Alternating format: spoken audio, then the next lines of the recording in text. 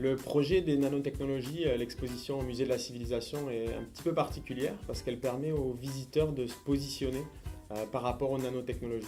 C'est-à-dire qu'ils voient une exposition et qu'en même temps, on va lui demander son avis s'il est pour ou contre les nanotechnologies sur chacune des bornes. Ce projet, c'est très spécifique. D'habitude, on travaille avec des fichiers Excel, des bases de données. Ici, on devait interagir directement avec le visiteur de l'exposition.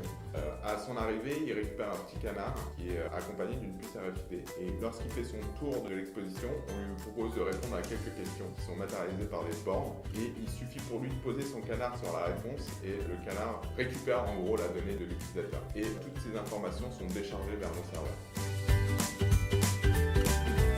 Le mur final de l'exposition, c'est les différents chemins qui ont été empruntés par les visiteurs. Donc on cumule toutes les données des visiteurs et chacun va avoir un filament qui va partir soit du oui s'il était plutôt favorable aux nanotechnologies, jusqu'au non s'il était plutôt négatif par rapport à l'utilisation des nanotechnologies. Et sur chacune des stations, on va voir son fil et son chemin donc évoluer. Et la visualisation est une frise qui regroupe tous les visiteurs du musée, donc qui donne une perspective un petit peu plus globale de qu'est-ce que les gens ont ressenti par rapport à l'exposition. Donc ça donne un petit peu le pouls de ce que les gens de Québec pensent par rapport aux nanotechnologies.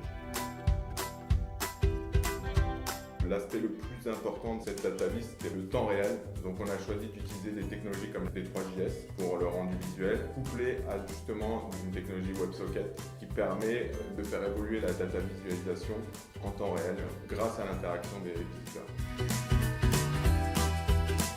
Si vous allez voir l'exposition, vous allez rapidement voir en fait dans quelle direction les gens se sont positionnés pour ou contre les nanotechnologies. C'est assez stimulant, assez drôle à voir aussi l'évolution de la réflexion de chacune des personnes qui sont assez finalement similaires. Donc je vous invite à aller visiter l'exposition au musée de la civilisation.